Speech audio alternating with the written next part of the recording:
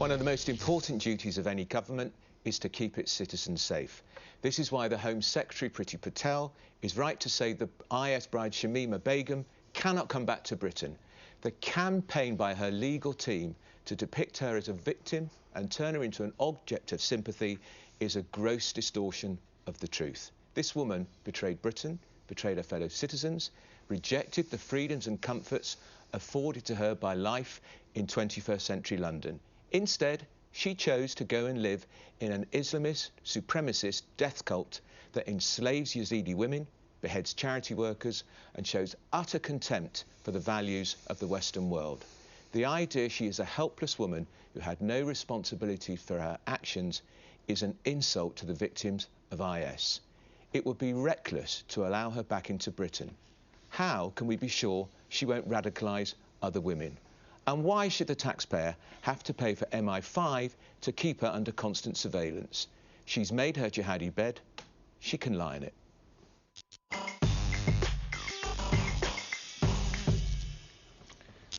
Do you know what, Andrew? Of all the conversations I have on that radio show I present, this is the one that I go back and forth on. And sometimes I'm totally with you, and sometimes I'm totally against you. And virtually everything you said, I absolutely underscore, save for this one fact, which I always think makes us just hold up here. If we hadn't allowed anyone else back into the country, there might be an argument. I understand there's around 400 jihadists, some of whom were actually possibly active. So these are men who took up arms on behalf of IS.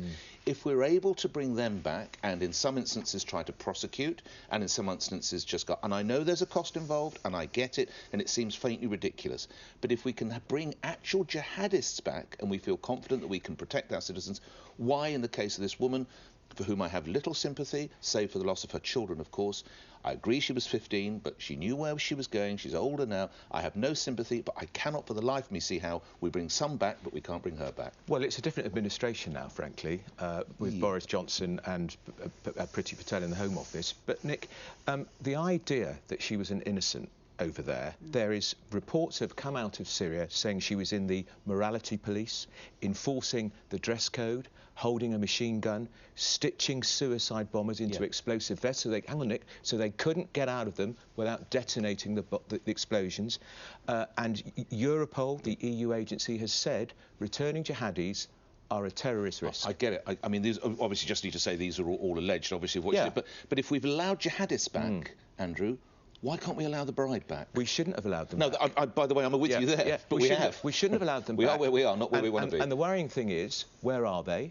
The worrying thing is only 10% of them, we think, have been prosecuted. That's disturbing. And where are we going to allow this woman to live? Do you want her living next door to you? No, of course I do. You want her in your street? No, do you want her in your street, Carol? Yeah. Femi, do you want her in your street? So, it's not Well, would you answer that? Would you have her living in next door to you?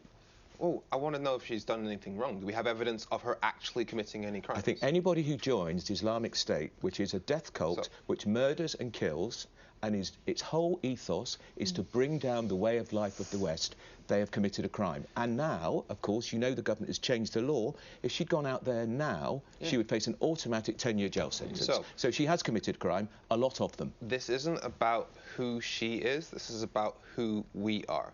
Now, we talk often about how people need to respect our laws. Under our laws, a 15-year-old girl is a minor. If she is married, as she was, to a terrorist over in Syria, she is being groomed. She is a child abuse victim.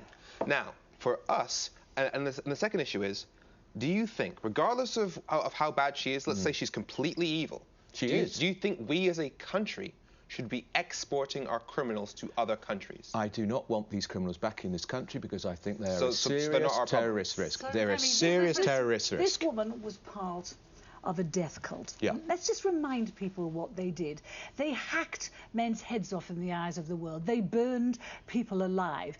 They buried women and children alive, but not before raping them first. And the very idea that the women who married these guys, who saw all this, and as Andrew's just quoted, were actually involved in some of these crimes. You can't just say that we have to be civilized about it. Why should we? She did say, she was asked in that first interview about the beheadings, and she said, it didn't faze her. She said, I'm OK with it. It's Islamically allowed. You want her back? Yeah. I think we can all agree that Islamic State are grotesque and abhorrent and absolutely reprehensible what they did in Iraq and Syria. As to Shamima Begum, she's a 15-year-old. Clearly, she was radicalised in the UK. Anthony Lloyd, the Times journalist who interviewed her, said even then she showed 4 years after joining Islamic State, she showed clear signs of being radicalised, of being groomed, and she should be de-radicalised. But I think the key thing here is that we do not get to decide who is a citizen and who isn't on the basis of our feelings. That's just not how the rule of law works. We do not get to make people stateless. You know, having citizenship, let me finish. Well, having citizenship is an inalienable right. It is in the UN Declaration of Human Rights. It is one of the most fundamental rights, is the right to citizenship. And we do not get to make anybody stateless, but I will remind regardless of what we feel. But also, about them. the British Nationality Act says, you can be deprived of your citizenship if it is not conducive to the public good. And her presence in Britain is not conducive to the public good. And 2014, when Theresa May introduced that amendment, she did it on the basis of people who were not born in the UK. I'm not saying it was right. I think it was deplorable anyway. Well, but specifically, the caveat that she gave, we have not applied to Shamima. Right. Well, let's hang on, Karen. Let's just hear. Okay. Let's hear from the woman herself talking to Sky News earlier this year. I think a lot of people should have like sympathy towards me for everything I've been through. You know, when I didn't know what I was getting into when I left, and I just was hoping that maybe for the sake of me and my child, they let me come back. Okay. Because I can't live in this camp forever. It's not really possible. In various interviews, it's been put to Shamima whether or not she was actively involved with ISIS, and she has categorically denied it. But I bring you back to the main point. Let's say she's evil. Let's say she's a terrorist. Do we have the right as a country to export our criminals to other countries, say they're not our problem, even though she was raised here, even though we are the ones who allowed her to be radicalized and allowed her to be taken in by these people? Is it our... No, hang on. No, because I want to come in here. You can't have so it both are you ways. actually saying this is our fault that she decided to leave this country?